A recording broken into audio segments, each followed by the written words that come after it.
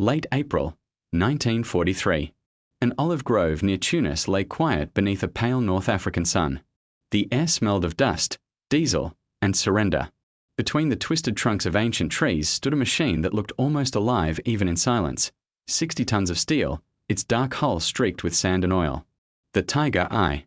Its long 88mm gun pointed uselessly toward the horizon, motionless. Around it, the world's most feared tank sat abandoned, intact, untouched.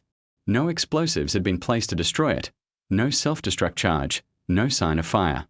American reconnaissance patrols approached carefully at first, unsure if it was a trap. They had heard stories that these German monsters could wipe out a platoon before a single shell reached them. Yet when they circled the machine, all they found was stillness. The hatches were open. The tracks, worn but not broken. Inside, ration tins, empty shell casings, and a faint smell of gasoline. The crew had vanished. What stood before them was not just a tank. It was a mystery. At that point in the war, most Allied soldiers had never seen a Tiger up close. They'd heard about them, heavily armored, incredibly powerful, unstoppable. To capture one fully intact seemed almost impossible. But here it was, gleaming under the Tunisian sun, like a ghost of the enemy's pride. For Allied intelligence, this was no ordinary find. This was the equivalent of discovering the enemy's crown jewel left behind on the battlefield. Within hours, the area was sealed off. Engineers, ordnance officers, and photographers arrived to document everything. They called it Tiger No. 712. Behind the lines, word spread quickly. Reports said it was functional, the engine still capable of running. Mechanics were astonished by the craftsmanship. The steel plates were thicker than anything they'd ever seen. Every bolt seemed engineered with obsessive precision. Even the smell of machine oil and graphite carried an aura of German discipline. But as Allied officers examined it more closely, the question grew: why had it been abandoned? No crew would leave such a machine unless something had gone terribly wrong. The answer wasn't visible on the surface. It wasn't the armor, or the mechanics, or the gun. It was something far more subtle, something that would soon reshape how the Allies thought about warfare itself. The Tiger I had already built a legend long before this quiet grove. On the Eastern Front, Soviet soldiers whispered its name like a storm warning. Their T-34s, once the pride of the Red Army, were being destroyed from distances they couldn't even return fire from. Reports said a Tiger could eliminate a target from 2 kilometers away, its shell slicing through armor as if it were paper. To many Allied tankers, it seemed less like a machine and more like a myth, a weapon of pure dominance. But myths have cracks. And as the Americans examined Tiger 712, they were about to find one that would shatter the entire illusion. When the first Tigers appeared in North Africa in late 1942, the Allies were caught off guard. They had expected medium tanks, Panzer IIIs and IVs, not something twice their weight. The Tiger's debut was short but devastating. At battles like Kasserine Pass, Allied forces suffered heavy tank losses. Sherman crews reported being hit from unimaginable distances, while their own shells bounced harmlessly off the Tiger's armor. The 88mm gun was already legendary as an anti-aircraft weapon, and now it had found a new purpose, dominating the desert floor. American soldiers began to fear even the rumor of Tigers nearby. Some called it Tiger fever. Units delayed movements, requested extra artillery support, or refused to advance without air cover if intelligence suggested one might be in the area. The presence of a single Tiger could change the behavior of entire battalions. And yet, in the end, the Tiger that terrified so many wasn't destroyed in glorious battle. It wasn't outgunned. It wasn't trapped. It simply stopped moving. When engineers finally reviewed the captured vehicle, they noted the engine bay was pristine. No damage, no sabotage. But one thing stood out. The fuel tanks were almost empty. It was a subtle clue that would grow into a revelation.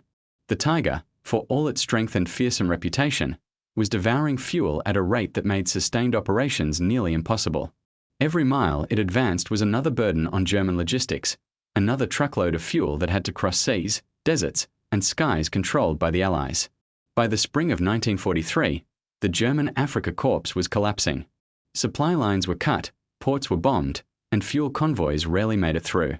For the crews of heavy tanks like the Tiger, this meant a constant nightmare, not of battle, but of waiting. They had the most powerful tank in the world, but they couldn't drive it. So when Allied patrols stumbled upon Tiger 712 in that olive grove, they weren't just finding a trophy. They were uncovering the flaw that would help doom Germany's armored might. A weapon so strong it couldn't support its own strength. As the sun set over Tunisia, American soldiers stood around the silent tank, half in awe, half in disbelief. Somewhere in that stillness lay a story waiting to be told, not just about steel and power, but about limits. And soon, the world would learn exactly how the most feared tank in history could travel only 120 miles on a full tank, and why that single number would mean more than any battle it ever fought. When news of the captured Tiger reached Allied command, it spread like wildfire through every intelligence office from Tunis to London. The British were the first to arrive at the scene, sending mechanical engineers from the Royal Electrical and Mechanical Engineers Division. Soon after, American observers joined them, realizing that this single tank could offer a rare glimpse into the enemy's most closely guarded military secret.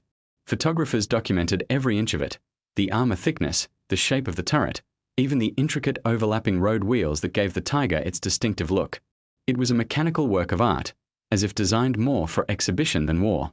Every surface was polished, every weld line symmetrical. It was no wonder Allied soldiers often described it as a fortress on tracks. But alongside admiration came confusion. The Germans were known for precision and planning, not carelessness.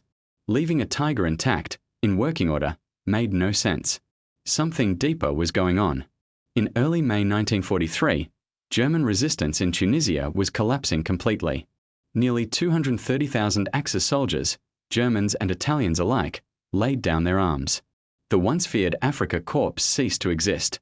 And within that chaos, units of Heavy Panzer Battalion 501, the first German Tiger battalion deployed outside Europe, were annihilated or captured. Their records, seized by Allied intelligence, painted a grim picture. When the battalion had arrived in North Africa just months earlier, it brought with it 20 brand new Tiger I tanks, the pride of German industry. But as weeks turned into months, the numbers began to dwindle. Not from battle damage, but from something far less dramatic. Engines broke down. Transmissions failed. And above all, there simply wasn't enough fuel to keep them running. By the time the Allies reached Tunis, only a handful of Tigers remained operational. The rest had been left behind, some destroyed by their crews, others simply stranded in the sand. Tiger 712 was one of the latter, a victim not of American shells, but of empty fuel drums. To the engineers examining it, this realization was unsettling. Here was the most advanced tank of the war, built with unmatched craftsmanship, capable of destroying anything in its path, and yet utterly powerless without constant refueling. It wasn't a weapon of endurance. It was a sprinter in a marathon. When technicians opened the engine compartment, they found a masterpiece of engineering. A Maybach HL230 engine, 12 cylinders, nearly 700 horsepower. But the fuel lines told the real story. The tank's massive 56-ton frame demanded so much power that it consumed fuel at an astonishing rate. Even at idle, it drank gasoline like a bonfire drinks air.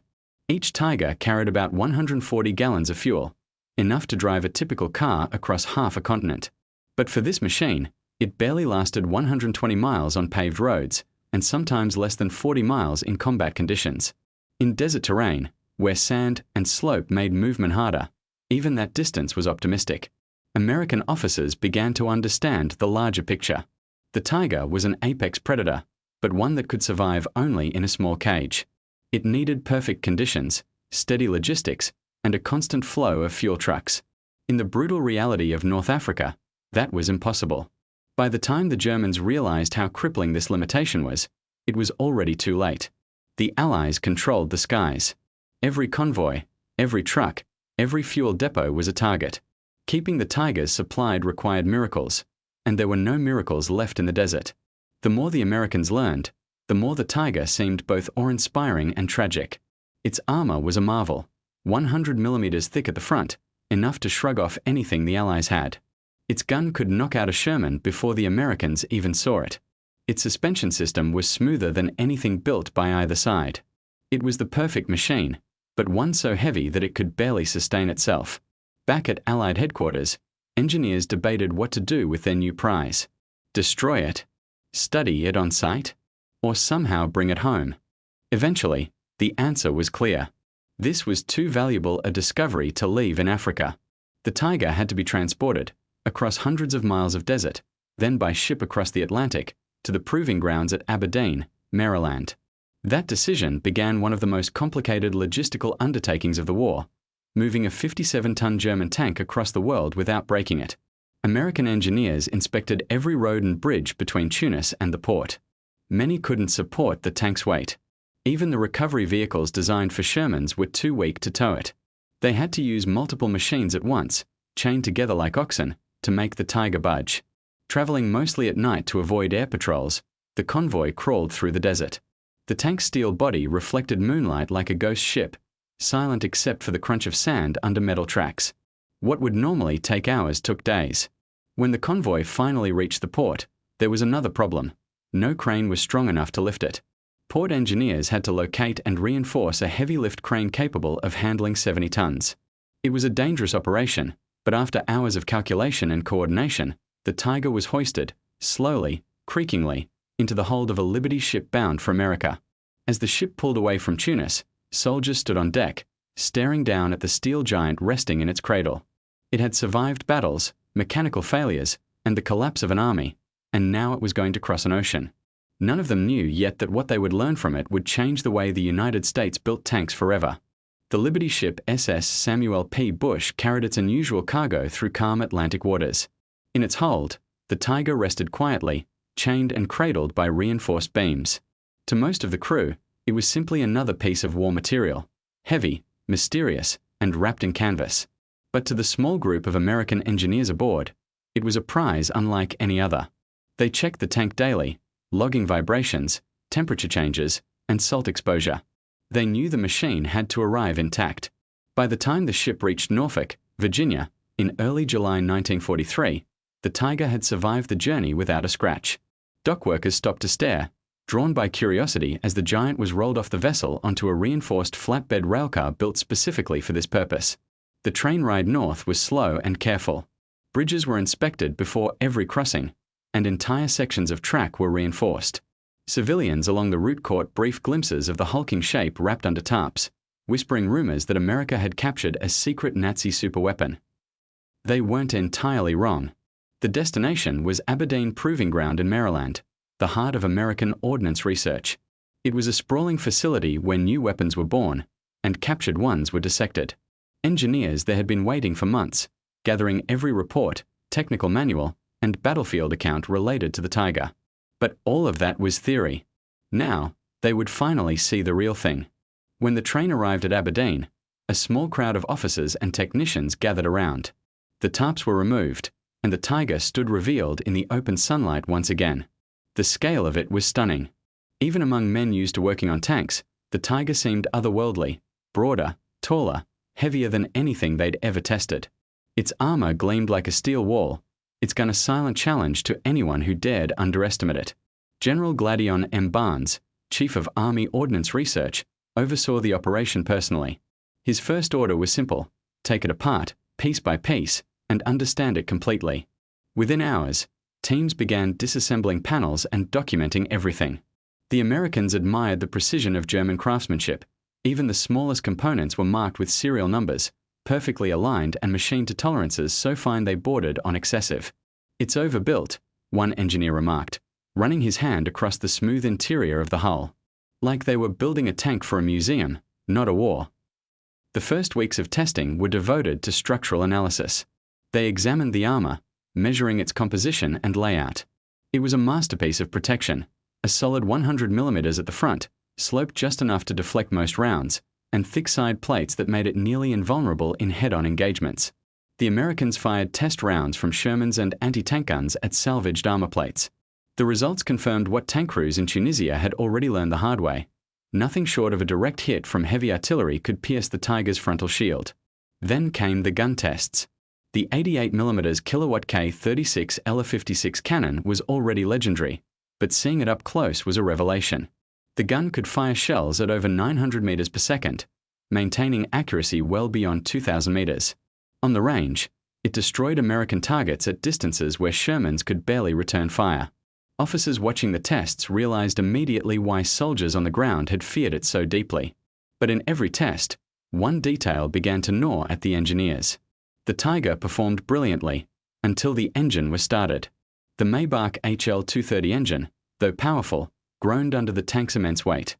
The Tiger could reach a top speed of about 25 miles per hour on open road, slower than expected for its size and cost. More concerning, however, was the fuel gauge. Even short tests consumed startling amounts of gasoline. Engineers double-checked their instruments, convinced they were reading it wrong. They weren't. Each time the tank circled the test track, the fuel needle plunged. At idle, the engine drank nearly as much fuel as a Sherman consumed while moving at full speed. After only a few miles of testing, the tank had burned through a shocking portion of its reserves. Soon, the team began formal fuel efficiency trials. They filled all 4 fuel tanks to maximum capacity, roughly 140 US gallons, and ran the tank on a controlled loop at steady speeds. The results were astonishing. On smooth, paved roads, the Tiger barely managed a range of 120 miles. Off-road, through hills and mud, the range dropped to less than 40. In simulated combat, with turret movements, acceleration, and idling factored in, the tank could travel only around 20 to 25 miles before the tanks ran dry. The numbers were so low that some officers refused to believe them. But test after test confirmed the same result. The Tiger, for all its power, was a gas-hungry behemoth, the very definition of inefficiency.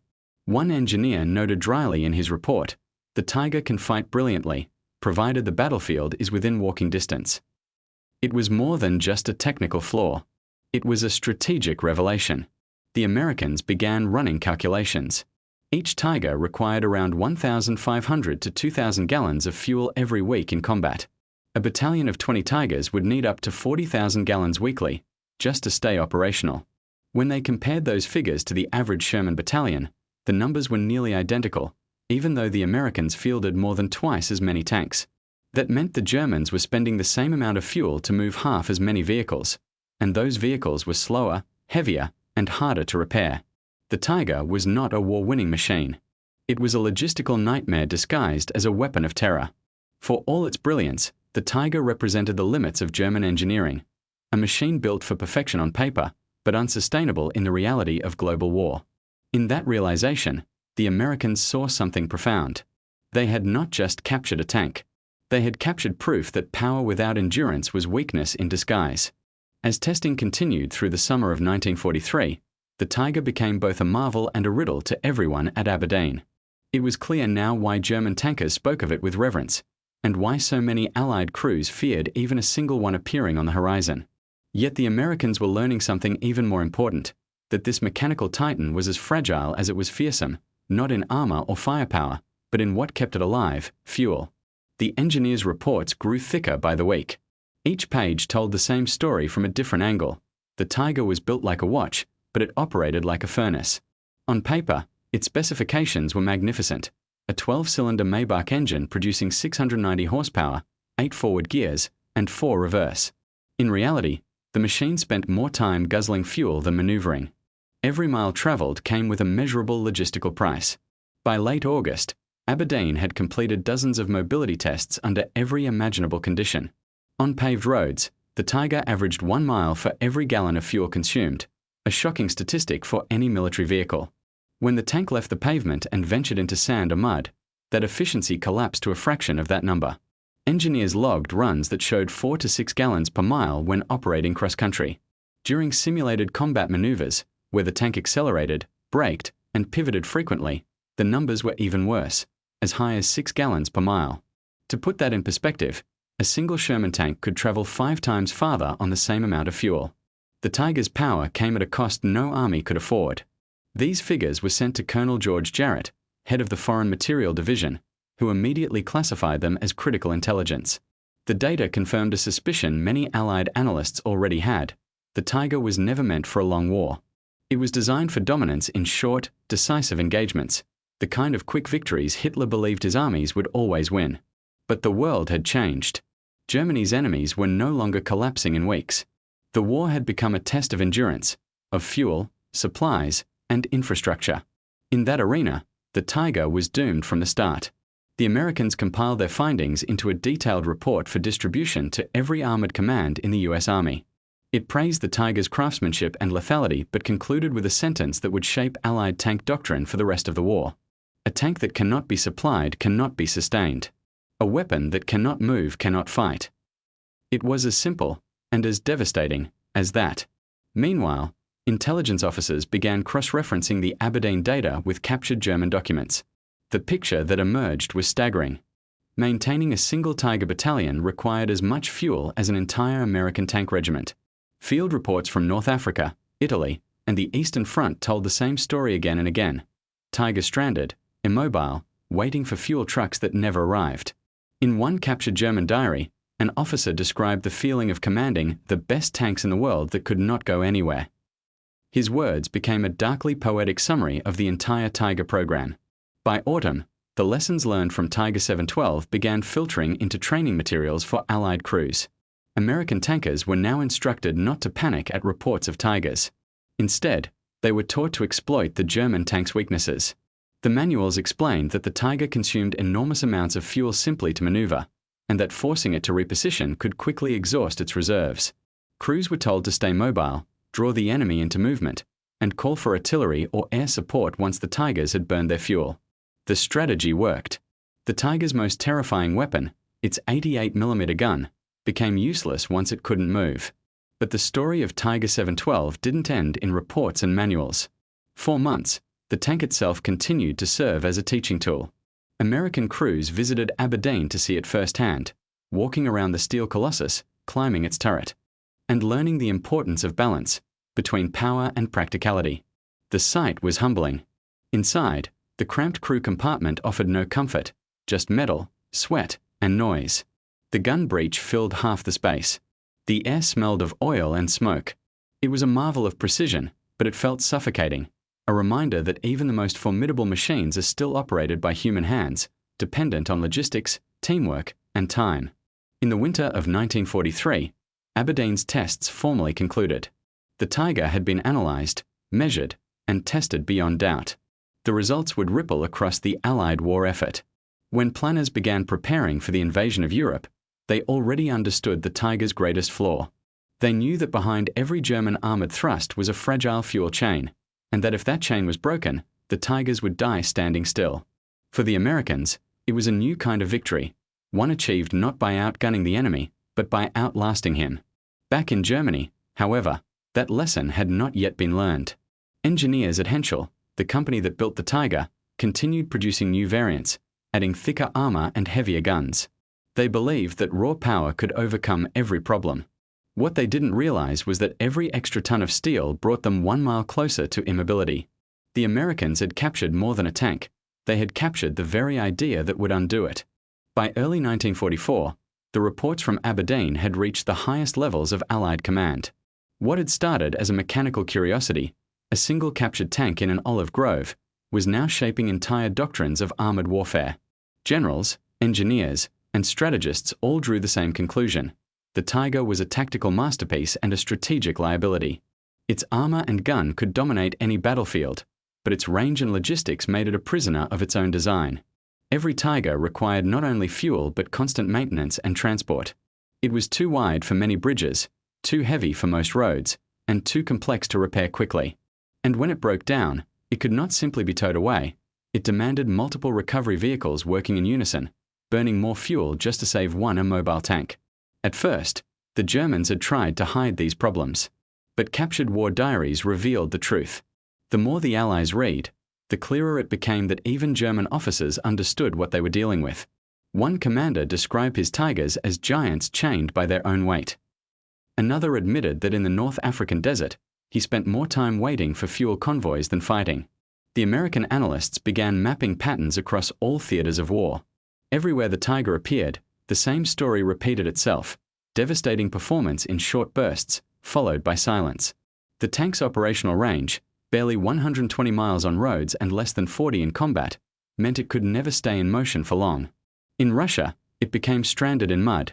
In Italy, it stalled on mountain roads. In France, it was trapped by its own fuel lines. For the Allies, this was a gift. They didn't need to destroy every Tiger. They only needed to stretch the battlefield farther than the Germans could reach. By the time of the Normandy invasion in 1944, Allied tank crews were no longer haunted by the Tiger's reputation.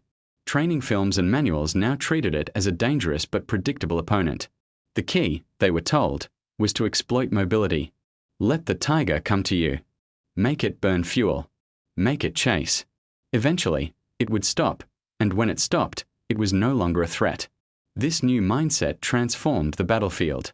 In the hedgerows of France, American and British tankers used speed and coordination to outmaneuver German armor. They didn't try to match the Tiger in brute strength. They simply forced it to waste precious gallons of fuel in pursuit. The strategy reached its peak during the summer breakout from Normandy. As Allied divisions pushed eastward, German heavy tank battalions found themselves unable to keep pace. Their supply lines were under constant air attack, fuel depots destroyed, and trucks ambushed. One German officer recorded in his log that his Tigers had become guardians of crossroads rather than hunters. They were too valuable to risk and too fuel-hungry to move. When Allied reconnaissance teams later examined the wreckage left behind during the retreat, they found dozens of abandoned Tigers, many still intact, their hulls showing no signs of battle damage.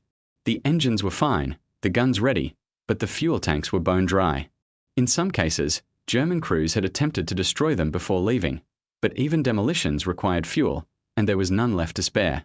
Each abandoned Tiger told the same story, the triumph of engineering defeated by the reality of supply. Back in the United States, the data from these findings continued to guide tank development. American engineers studying the M4 Sherman took note of one lesson above all others: mobility wins wars. A tank that could travel twice as far on the same fuel was worth more than one that could take twice as many hits. This philosophy became the foundation for post-war design. The American military's focus shifted toward efficiency, engines that could operate for hundreds of miles, components that could be replaced in the field, and systems that prioritized endurance over luxury. The Tiger, in all its power, had become the ultimate counterexample. In late 1944, as the war entered its final phase, the German army made one last gamble, the Ardennes offensive.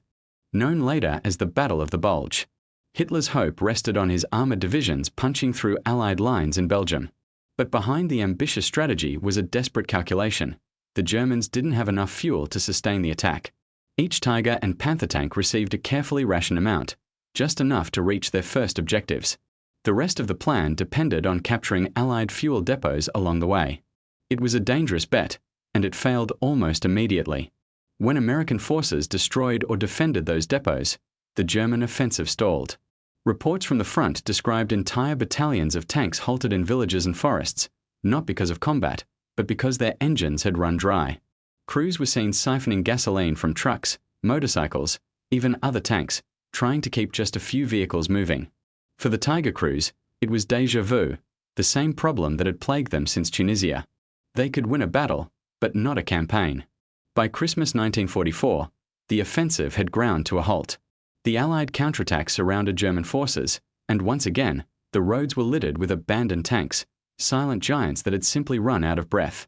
Among them were several Tigers, still immaculate in form, but lifeless in function. The irony was complete. The tank that had once been the symbol of German superiority had become a monument to its limitations. Back at Aberdeen, engineers studying Tiger 712 had predicted exactly this outcome.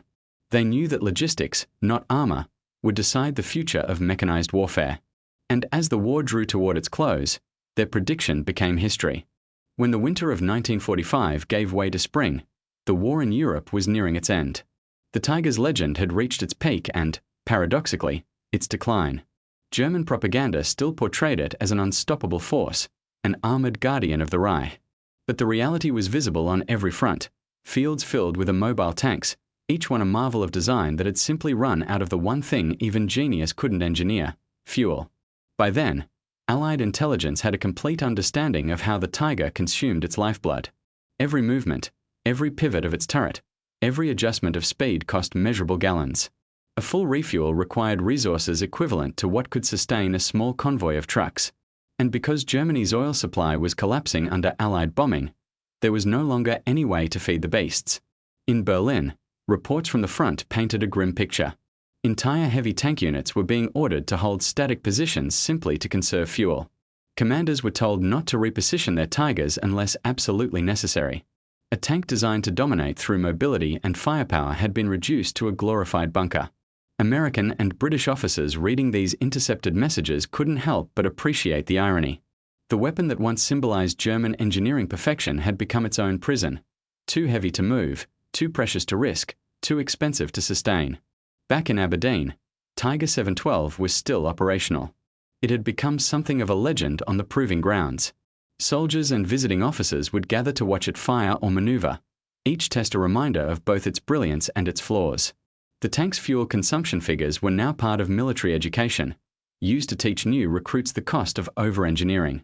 One instructor reportedly told a group of trainees, "You can win a duel and still lose a war if your tank drinks like this one." His point resonated far beyond the classroom. The lessons from the Tiger didn't just stay in reports, they shaped the future. Engineers at General Motors and Chrysler began applying what they'd learned from examining German technology to the design of post-war vehicles.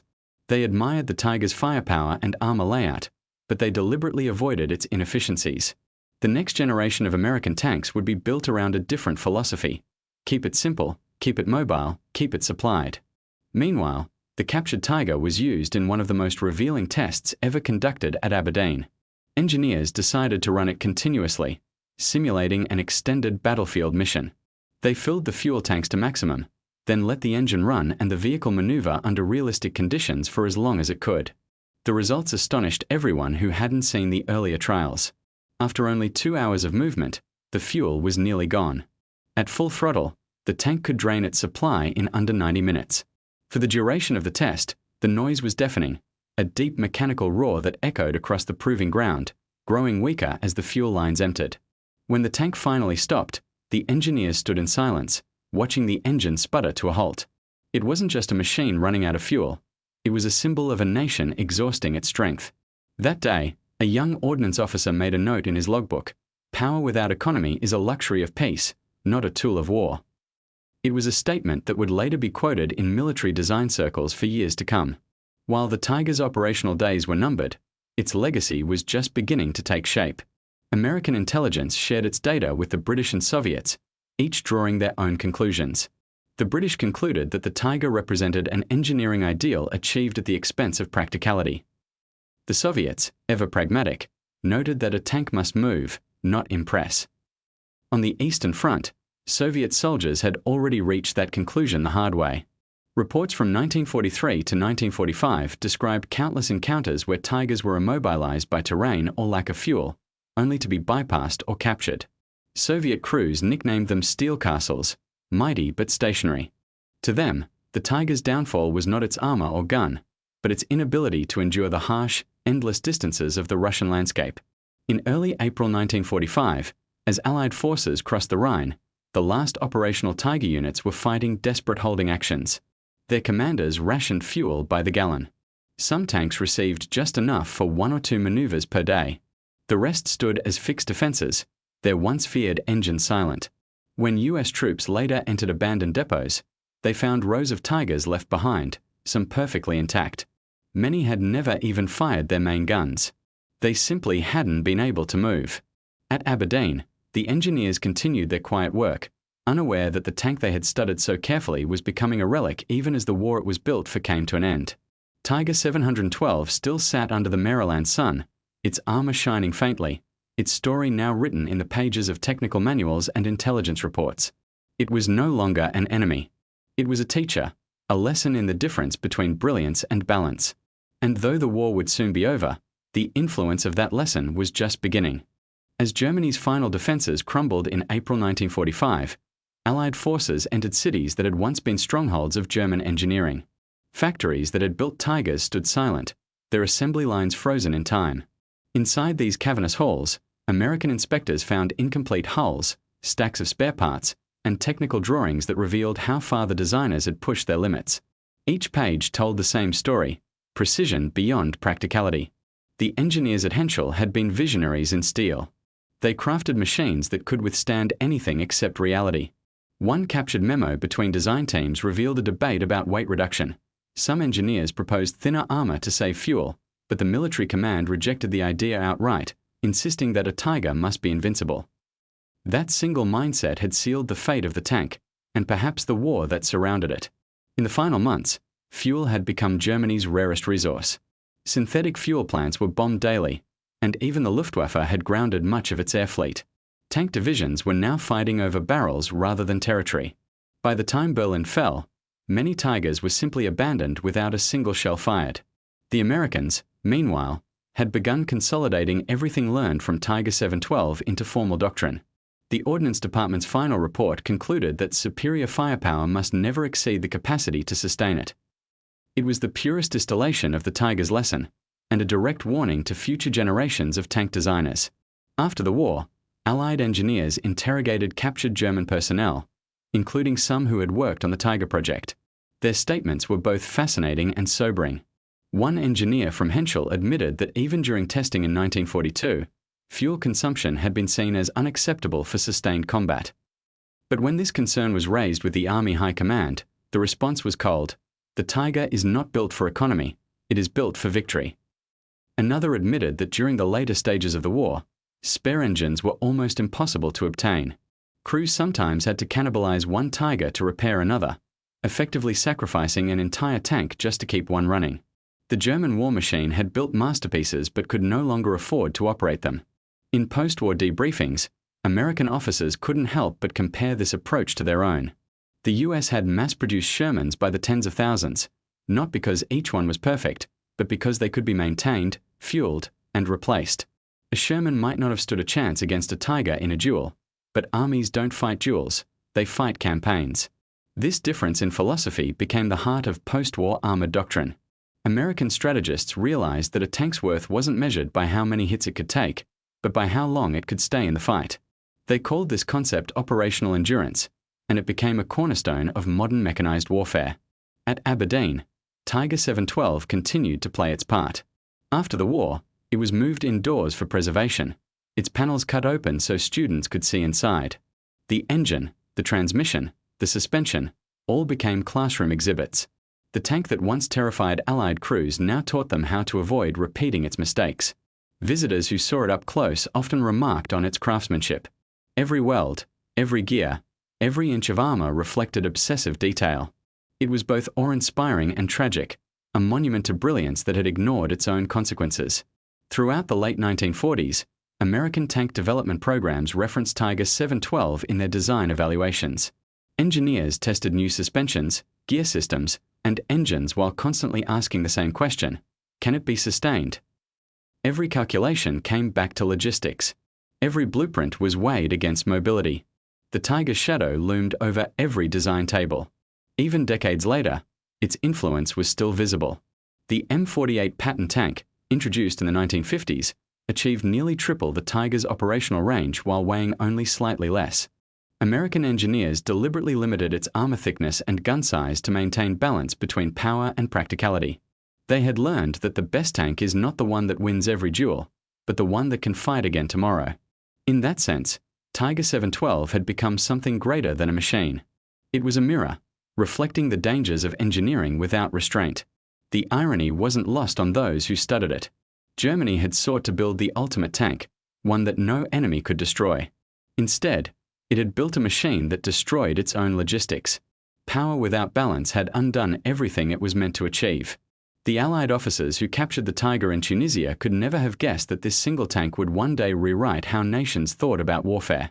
What they found in that Olive Grove was more than steel. It was a lesson forged in fuel and fire. And though its 88mm gun would never fire again, Tiger 712's impact continued to echo in classrooms, design studios, and military doctrines, shaping the tanks that would dominate every battlefield to come.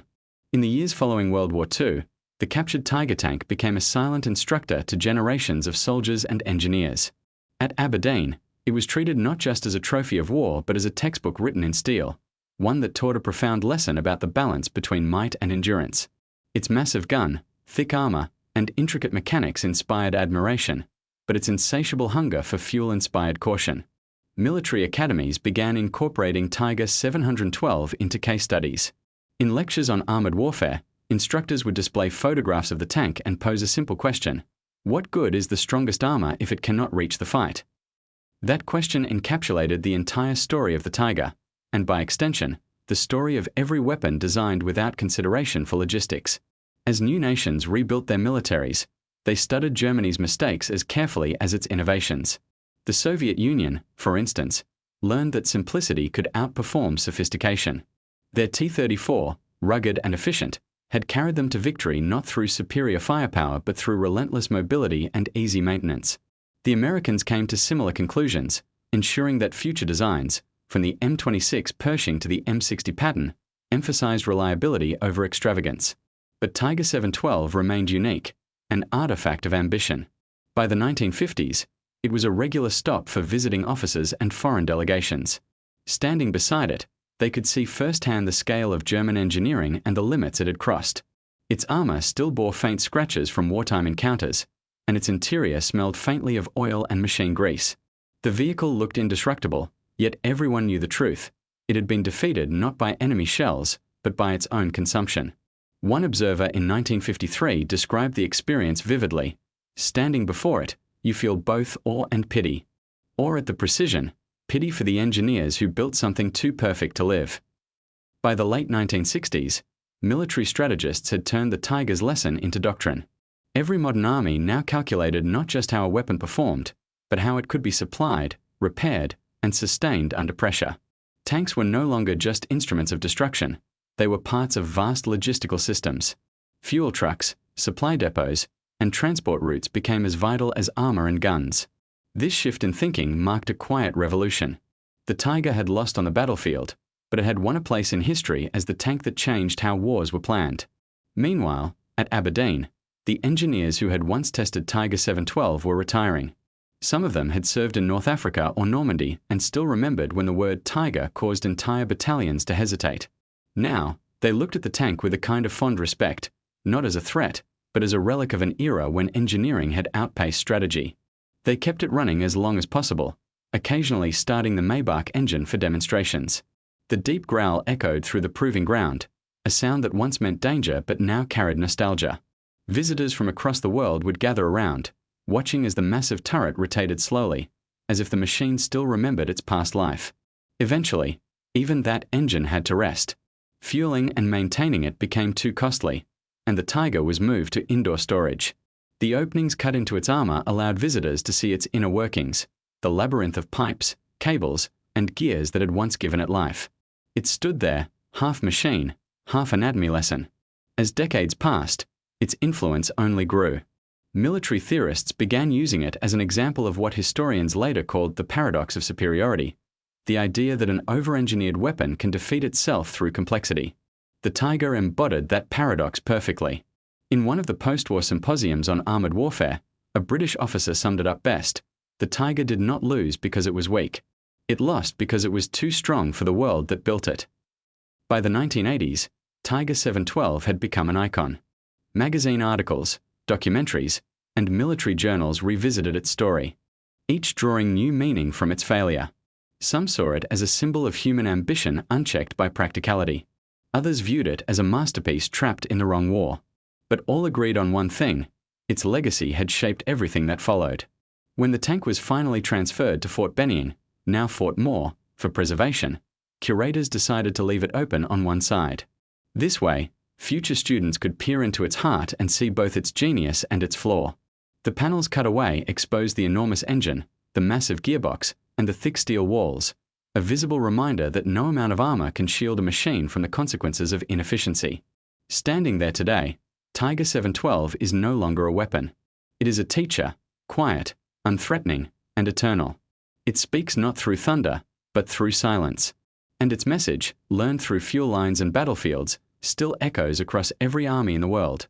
Power without endurance is only a moment's triumph. By the early 1990s, the Tiger's story had transcended history books and entered the realm of legend. Military museums, war game designers, and filmmakers all drew inspiration from it. Its silhouette, broad, square, and unmistakably formidable, became a symbol of mechanical power. But those who truly studied the Tiger knew that beneath its imposing presence lay a cautionary tale about ambition without restraint. At Fort Benning, the tank stood under carefully controlled conditions, preserved like a time capsule. The technicians who cared for it treated it less like an artifact of war and more like a living document of design. They meticulously maintained its metal surfaces, tracked every trace of rust, and preserved the faded German inscriptions still visible on internal panels. Visitors often found themselves marveling not only at its size but at the human story behind it, of engineers who believed they were building perfection and soldiers who learned the cost of that belief. The Tiger's teaching legacy evolved alongside the times. As technology advanced and tanks became more complex, military instructors began referencing it again, not as a relic of failure but as an early warning about over-reliance on complexity. The arrival of computer-driven systems, digital targeting, and automatic transmissions introduced new challenges. Every new generation of armored vehicles risked repeating the same mistake, trading reliability for sophistication.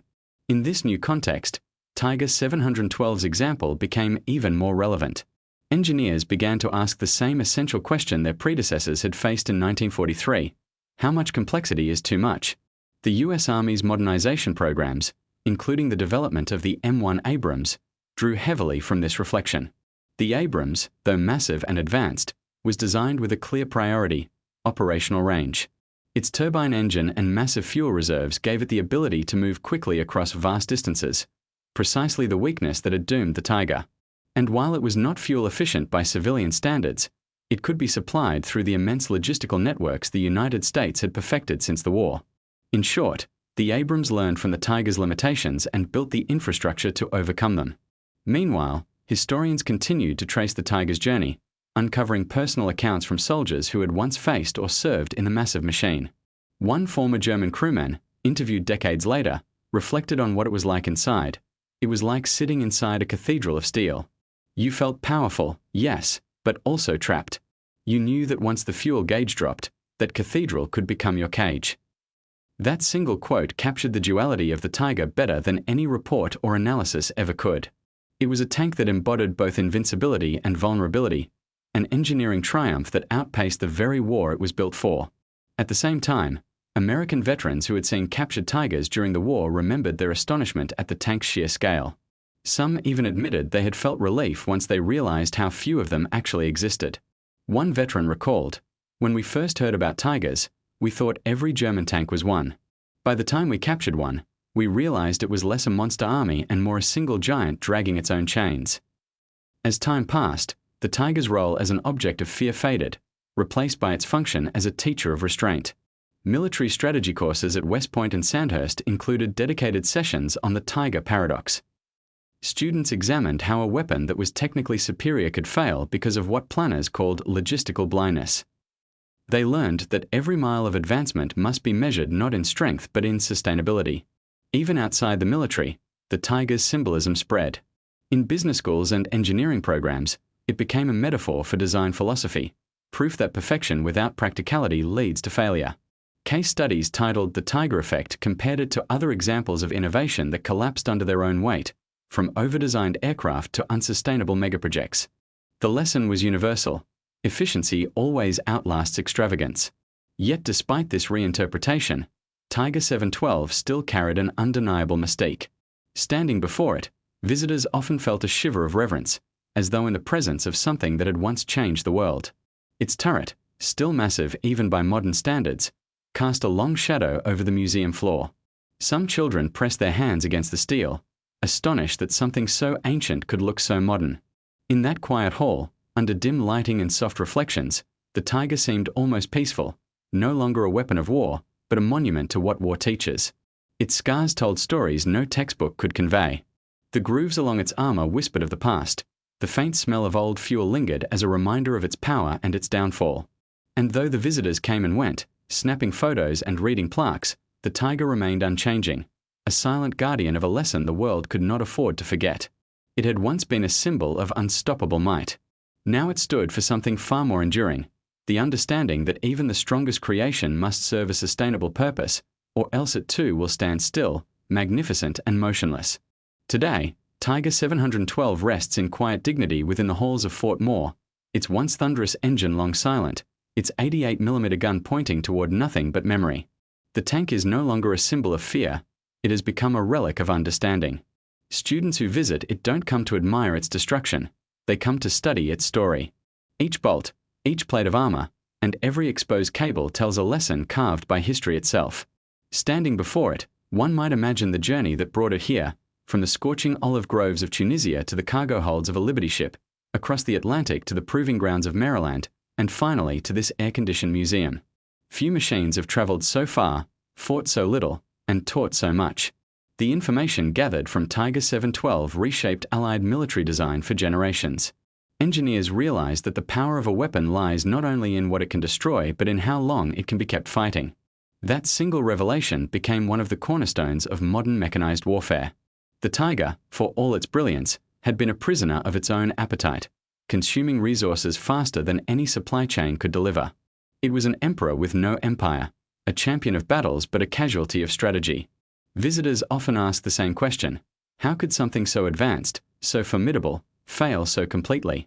The answer lies in the numbers engraved in every report written about it.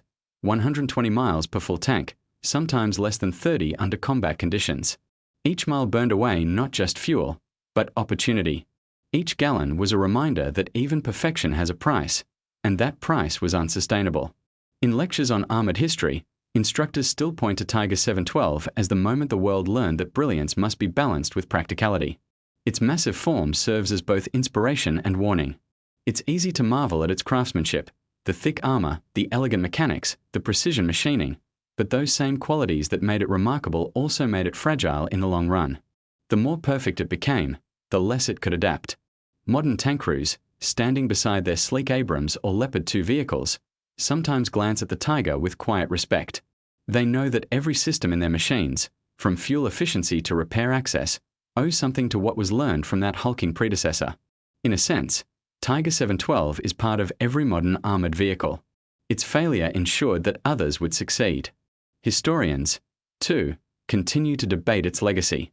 Some see the Tiger as proof that technological supremacy alone cannot win wars. Others call it a masterpiece born too early, a marvel trapped in a world that could not support it. But perhaps the truth lies somewhere between. The Tiger was neither purely a failure nor a triumph. It was a teacher, one that demanded a heavy price for its lesson. The last surviving engineers who once walked its assembly line spoke of it with conflicting emotions. Pride, because they had built something extraordinary. Regret, because they had seen it rendered useless by shortages and exhaustion. One of them, interviewed late in life, said softly, "We built it to last forever, but we forgot to make it live." That single sentence captures the paradox of the Tiger better than any technical report ever could. It was the finest machine of its kind, and that was exactly why it couldn't survive. In the museum today, soft lights trace the edges of its frame. Children walk past, eyes wide, their reflections shimmering on the steel. Veterans pause in silence, remembering the world it once dominated. And historians linger, taking notes, still learning from a tank that refuses to stop teaching. No longer the predator of the battlefield, Tiger 712 now guards something else, the wisdom earned from its own downfall. It stands as a monument to every designer who believes that perfection is enough, and to every soldier who knows that endurance wins wars. Its gun is quiet, its tracks will never turn again, but its story moves endlessly forward, a reminder written not in steel or fuel, but in understanding. In the end, the Tiger's legacy is not measured in the tanks it destroyed or the fear it inspired. It is measured in the generations that followed, the engineers, strategists, and soldiers who looked at it and said, "Never again should power come without balance." The most dangerous tank of World War II never lost its edge. It simply changed its battlefield, from the fields of Tunisia to the minds of those who would shape the future. And there, it continues to win its quiet, lasting victory.